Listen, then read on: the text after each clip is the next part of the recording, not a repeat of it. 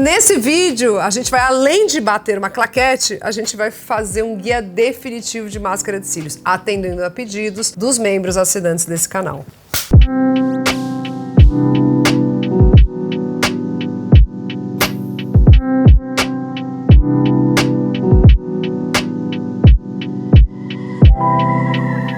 Gente, eu comprei esse negócio aqui já tem tempo.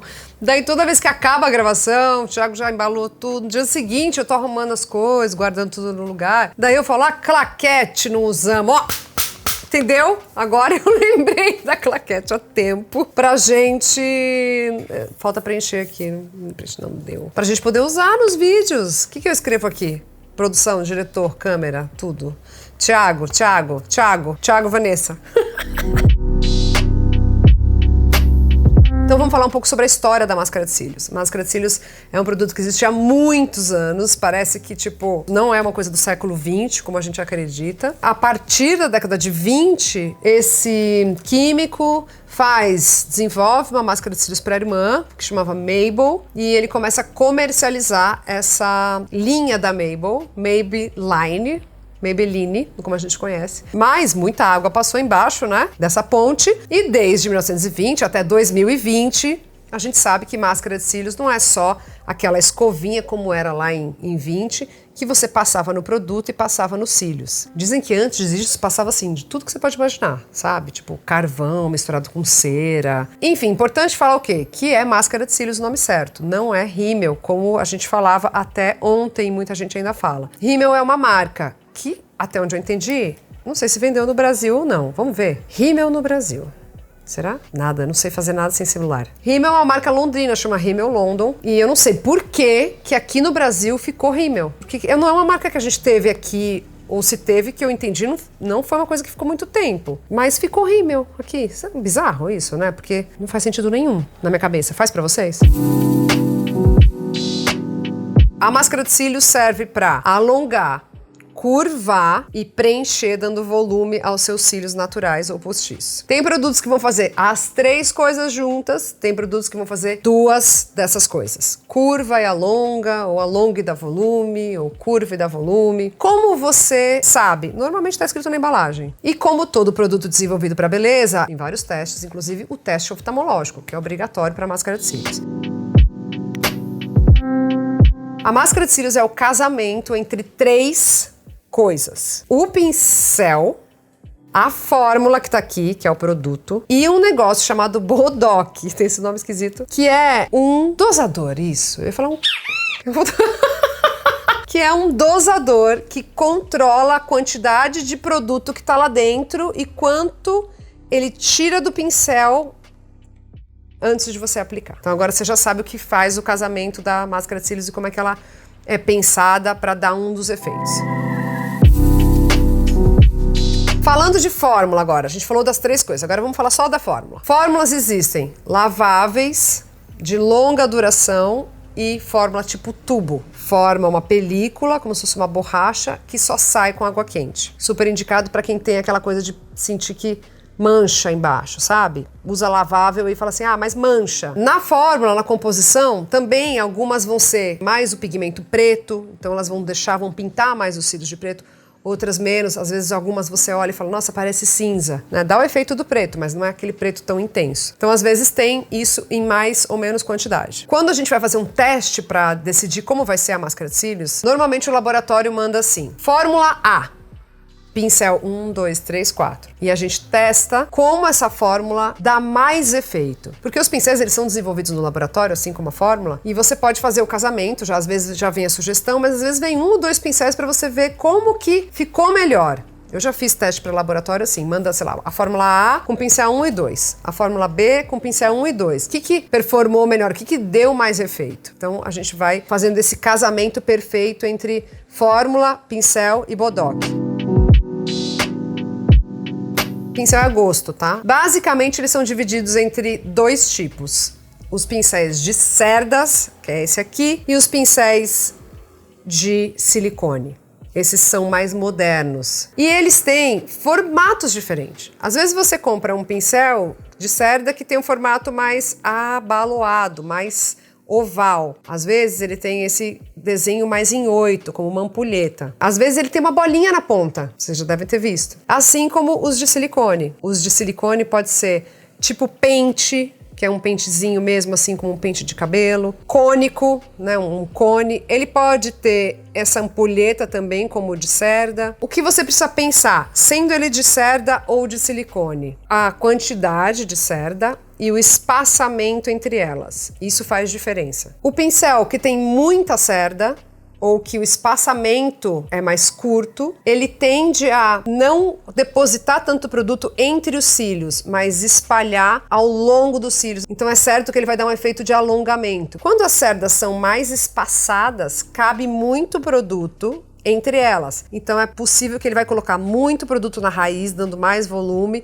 e quando chegar lá na ponta, já quase não tem produto. Então tem a diferença do espaçamento de cerda e a quantidade de produto que cabe entre uma cerda e outra, que é quanto ele vai entregar lá. Claro que o bodoque também controla a quantidade de produto que sai aqui. Se é um bodoque mais apertado, mesmo que eu tenha espaçamento de cerda grande, não vai sair tanto produto. Agora, notem, quando você vai na ergonomia do trem, ó, vou colocar.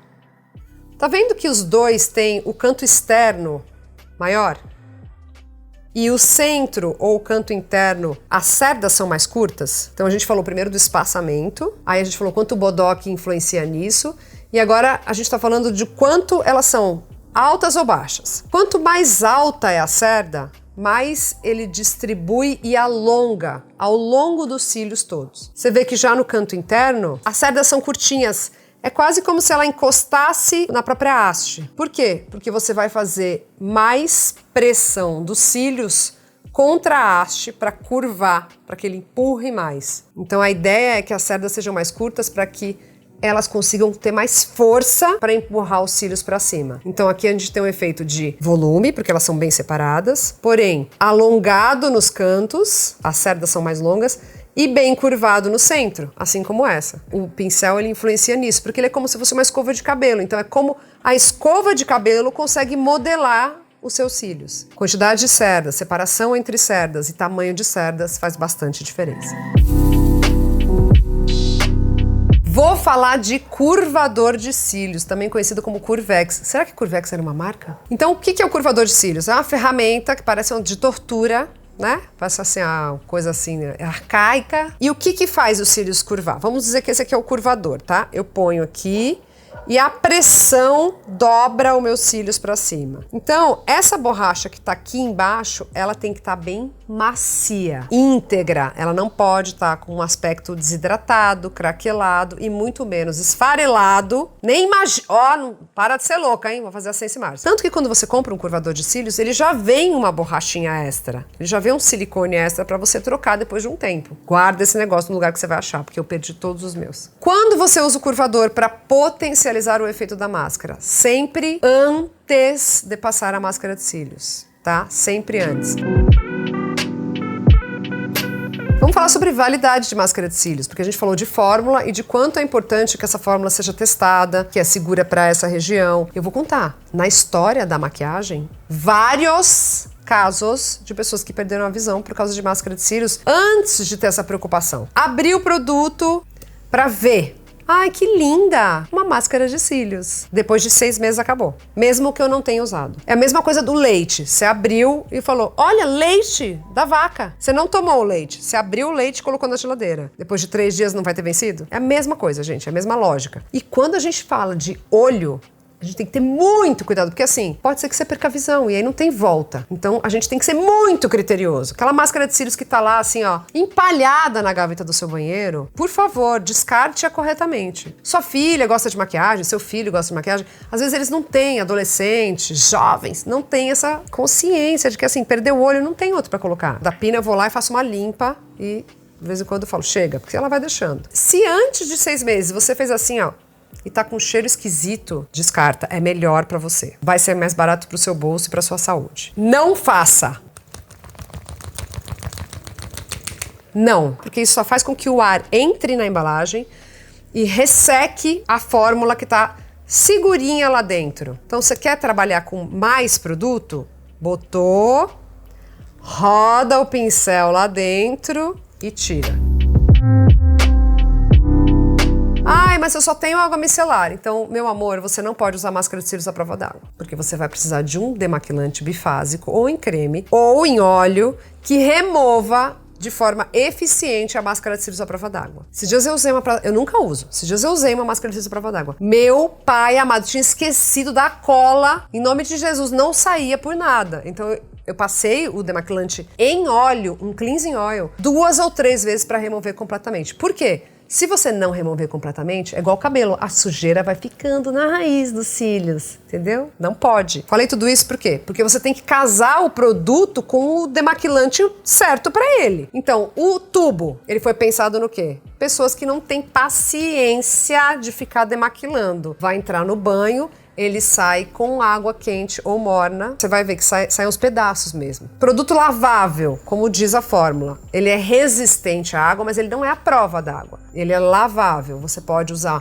um shampoo infantil. Sabe aquele amarelo? Não preciso dar o nome, né? Você faz a espuminha com ele e lava os cílios. Aliás, isso independente de você usar maquiagem ou não, é sempre bom fazer. Nunca vai esfregar o olho. É uma massagem que você faz. Casos da máscara de cílios à prova d'água. Demaquilante bifásico, em creme ou em óleo. Vai botar o algodão aqui, ó, e vai contar até 10. Se puder contar até 20, melhor pra você. Porque você tem que esperar o demaquilante amolecer a fórmula da máscara de cílios à prova d'água para poder remover. Friccionar jamais, nunca, entendeu? Água micelar.